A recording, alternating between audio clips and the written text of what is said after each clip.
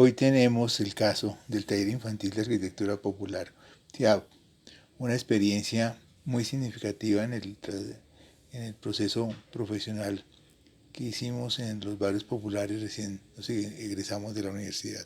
El taller infantil fue una propuesta que surge a partir del interés nuestro de conocer los procesos de mejoramiento barrial en la localidad de Bosa.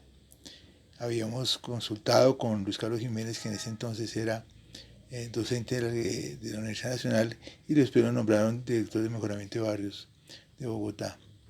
Y le comentamos que nosotros estábamos interesados en conocer los procesos de autoconstrucción.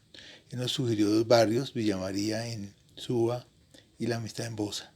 Visitamos ambos barrios, hablamos con las juntas de acción comunal y en Bosa encontramos una acogida muy interesante. Y nosotros propusimos desde un inicio que a cambio de tener la oportunidad de entrar a las casas y hacer levantamientos y hablar con la gente, nosotros podíamos ofrecer algún servicio. Y nos propusieron que diseñáramos la iglesia que iban a construir en ese tiempo. Nosotros, además del diseño, empezamos a ir los domingos a acompañar el proceso de construcción, y el señor Triana, que era el tesorero de la Junta de Acción Comunal, nos propone que por qué no vendemos planos, cosa que no entendimos nosotros, porque nos parecía muy curioso, muy particular que la gente construyera sin planos.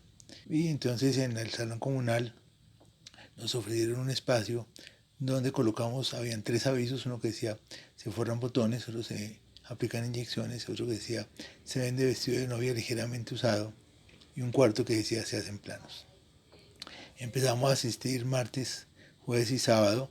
Al principio no logramos mayor acogida, pero de repente una familia remitió a otra, y cuando nos dimos cuenta teníamos más de 60 clientes que atender en el barrio y en los barrios circunvecinos. Entonces ahí es donde surge la idea de tener una oficina de asistencia o de asesoría a la autoconstrucción, que la llamamos en su momento OAA.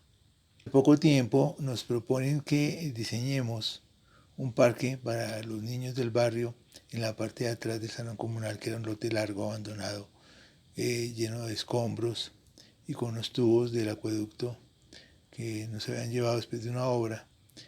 Y nosotros propusimos que haríamos el trabajo siempre y cuando fuera participativo. Entonces pegamos afiches por las tiendas del barrio y invitando a los niños al taller infantil de arquitectura popular los sábados a las 8 de la mañana. Al principio no fue mayor la asistencia porque descubrimos que a esa misma hora se presentaba el Chavo del 8 y no tuvimos mayor acogida. Nos tocó cambiarlo para las 9 de la mañana. En esa época estábamos leyendo a Hassan Fatih, que es un arquitecto egipcio muy importante para nosotros, es el padre para muchos de nosotros del diseño participativo.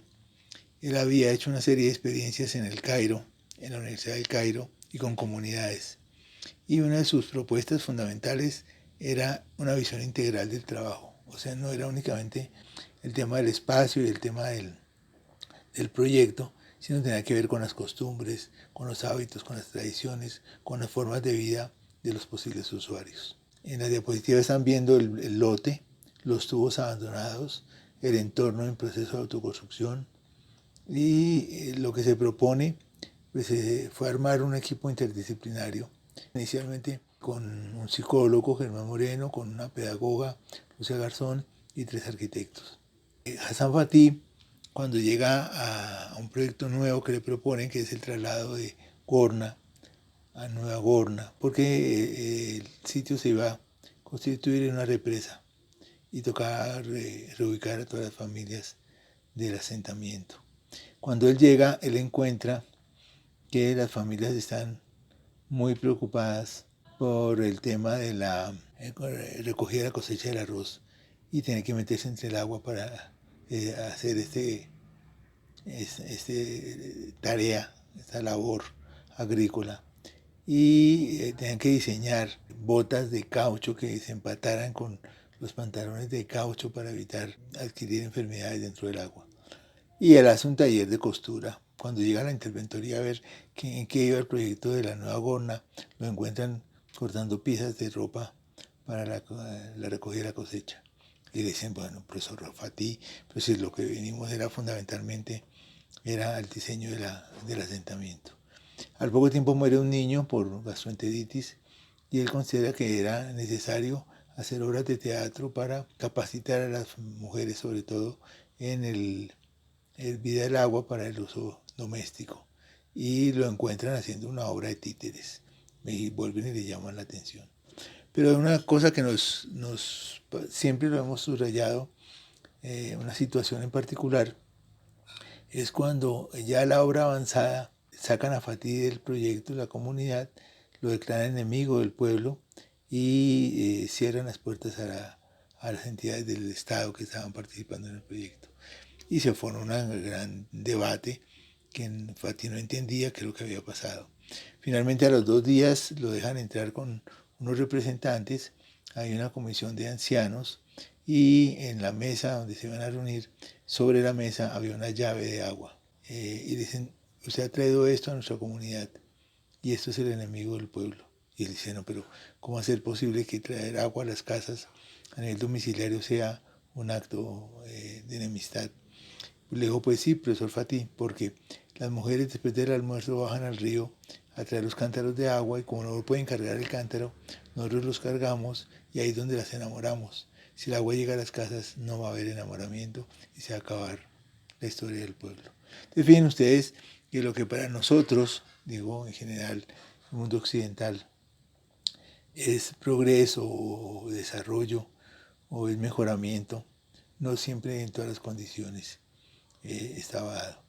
Entonces, esta diapositiva tiene que ver con el entorno del predio, pero además con el contexto cultural y social, y en este caso con una herramienta muy importante que se usó durante los 5 años que duró el proyecto, que fue el juego. Entonces, iniciamos el proceso de diseño participativo reconociendo que no era un problema de predio, que era un problema de vincular, de expresar, de reconocer, de validar las iniciativas de los niños que vivían en el barrio. Eso no fue tan fácil porque al principio los niños no querían niñas y tocó hacer todo un ejercicio para aceptarlo. Pero además tampoco querían niños menores de 8 años, por decir algo. Entonces había que hacer todo un proceso de integración. Pero además, cuando se hizo las primeras jornadas, muchos de ellos llegaron con palas y picas porque un parque no se hace sentado en una mesa rayando o discutiendo. Un parque se hace en la práctica como tal. Pero ese día, en medio de la situación y en el predio, se discutió mucho si aquí venía el columpio, el rodadero, la balanza, los demás juegos. Y acordamos que por lo menos necesitamos hacer un levantamiento del predio y visitar otros parques, no únicamente en Bosa, para poder entender qué posibilidades había dentro del diseño. Entonces ahí se inicia lo que nosotros llamamos la voltereta china, porque ¿qué descubrimos? Y eso después lo confirmamos en muchos proyectos con comunidad. Si la carencia es tan alta y no tengo un parque, yo pido lo mínimo. Hombre, tráigame un columpio, una rueda y un balancín. No voy a pedir más. Pero si yo llevo a los niños al Parque Simón Bolívar, si llevo a los niños al Parque del Chicó, si llevo a los niños al Parque Nacional, si les llevo revistas, claro, la cosa se nos complicó, porque después ya querían una piscina con una cubierta de vidrio. Pero era preferible especular a una condición marginal del uso del espacio. Este es un ejemplo de las actividades complementarias, porque lo que se decidió finalmente, con lo cual la Junta no estaba del todo, Junta de Acción Comunal, de todo de acuerdo, era con que en lugar de estar concentrados en el diseño, nos dispersáramos en otros temas.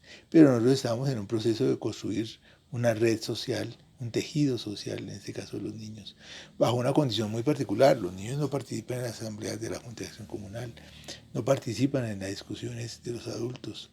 Y esto era demostrar, comprobar y ratificar que los niños podían ser un elemento proactivo y un elemento promocional del mejoramiento de un espacio público, en este caso el parque.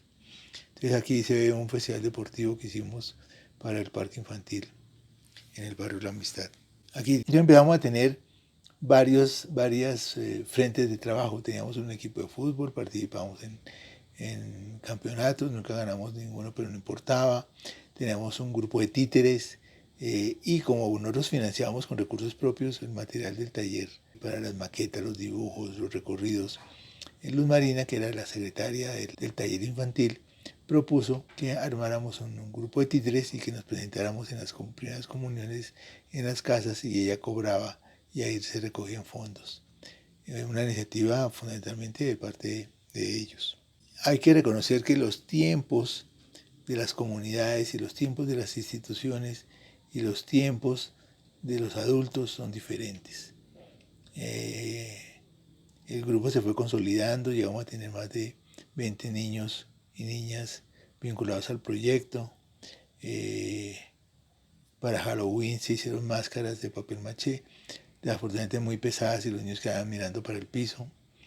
Pero se hacían juegos urbanos, juegos de calle, recorridos, se visitaron otros proyectos y se logró de otra manera un reconocimiento por parte de la Junta, pero llegó un momento en que la Junta ya tenía que salir y habían nombrado una Junta nueva y tanto la saliente como la entrante presionaron mucho para que empezara a concretarse el tema del diseño del parque. Ya con el predio, con las visitas, con la información, pasamos a empezar a definir las áreas, los usos, los materiales, las posibilidades que iba a tener el proyecto.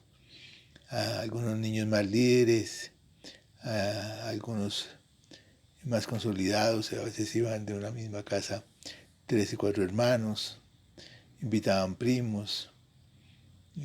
Había como un reflejo de la red misma del barrio, de esas relaciones de compadrazgo que se dan en los barrios populares tan importantes y tan interesantes. Aquí está Germán Moreno, el sitio donde trabajábamos era la oficina nuestra que nos habían dado para atender comunidad con los planos martes, jueves y sábado.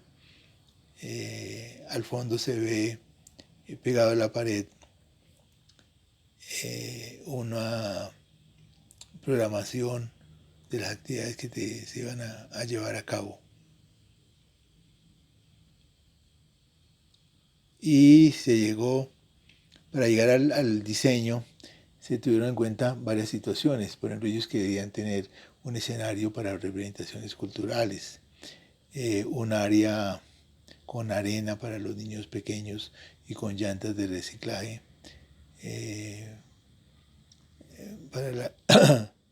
para menores de 5 años. Se propuso que con los tubos que habían quedado abandonados diseñar un laberinto.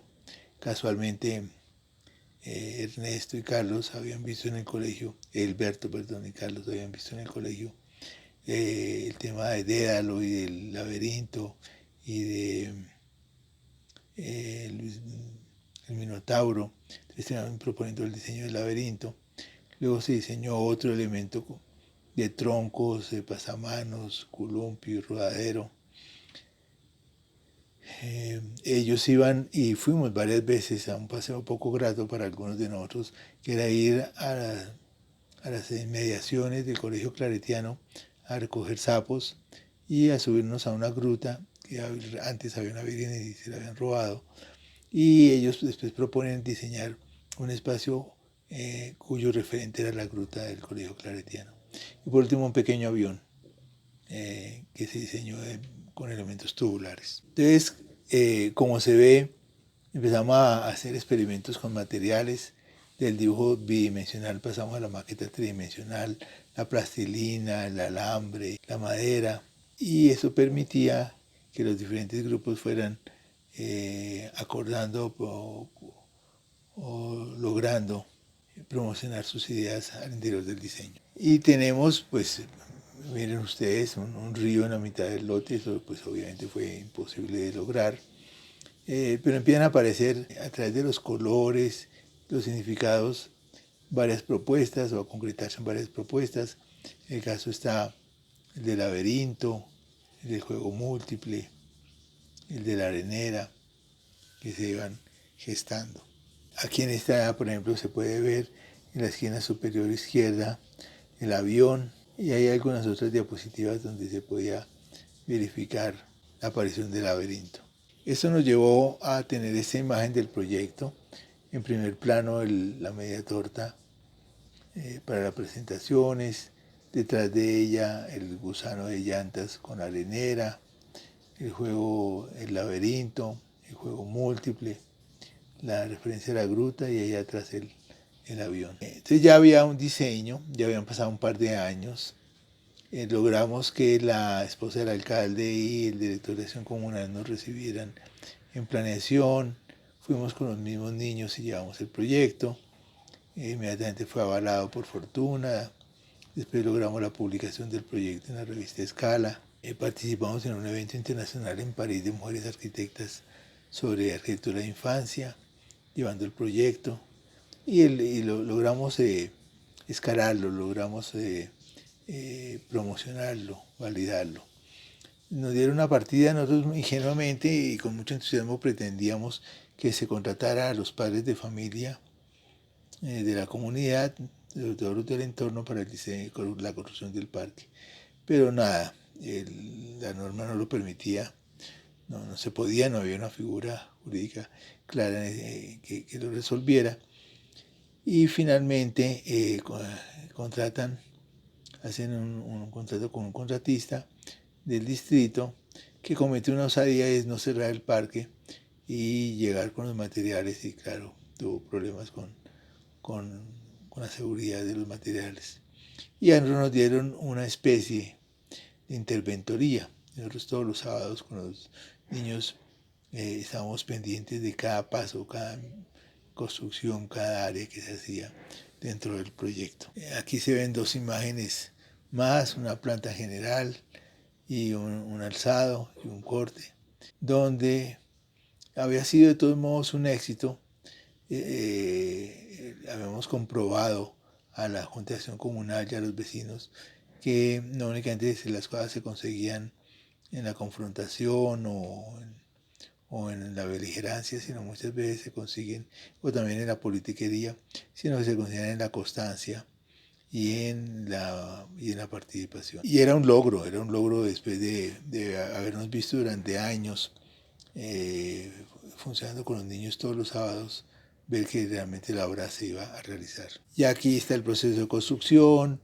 La obra tiene que ver mucho con el entorno, el ladrillo a la vista, elementos prefabricados en concreto, la recuperación de los tubos, el manejo de la arborización.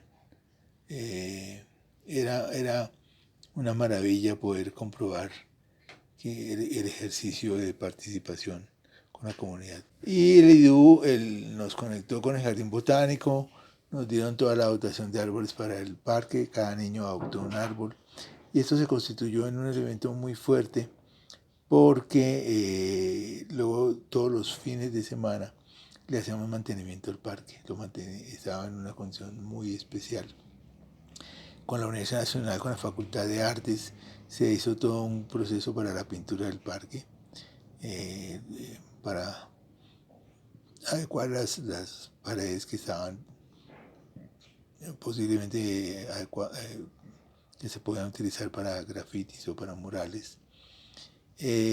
Pero con otro cambio de Junta de Acción Comunal que tuvimos, nos presionaron para apoyar una candidatura de un alcalde local que venía de la urbanización Pirata.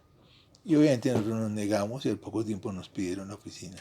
Eso nos llevó a irnos a otro barrio, mucho más abajo, ahí en Bosa, y eventualmente íbamos a visitar a los niños.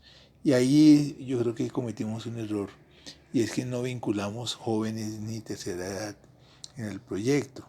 Pretender que un grupo de 20 y pico de niños mantuvieran y sostuvieran el proceso, debieran continuar el proceso, no iba a ser tan fácil. Y además nos salió un proyecto muy grande, más de 200 viviendas en Funza, con diseño participativo. Y eso para nosotros pues era un reto muy especial. Eso nos desligó mucho del proyecto. Estaba la biblioteca móvil, estaba el equipo de fútbol, las dinámicas de los fines de semana de mantenimiento.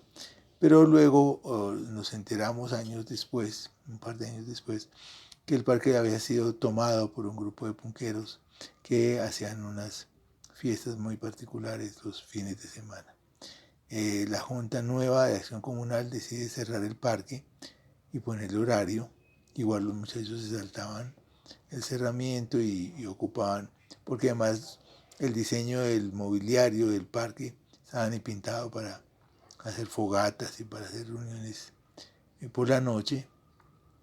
Y llegó un momento en que toman una decisión radical y tumban el parque. Cuando nosotros nos enteramos y fuimos a ver, el parque estaba otra vez como un lote abandonado, lleno de escombros. Esto, hay gente que me dice que ese final no debería uno contarlo. Lo que nosotros pensamos es que es una realidad, la continuidad y el proceso de sostenibilidad de los proyectos es fundamental, no es aleatorio, no es casual. Sin esto no hay forma de garantizar el paso del hábitat al territorio.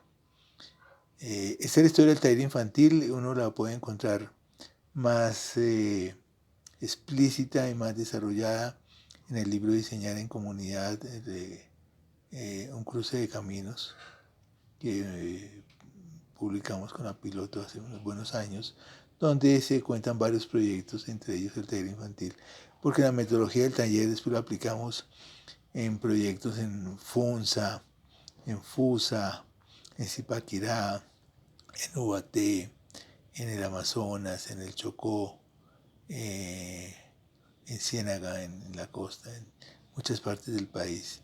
Tuvimos la oportunidad de foguear esas metodologías en eventos nacionales e internacionales.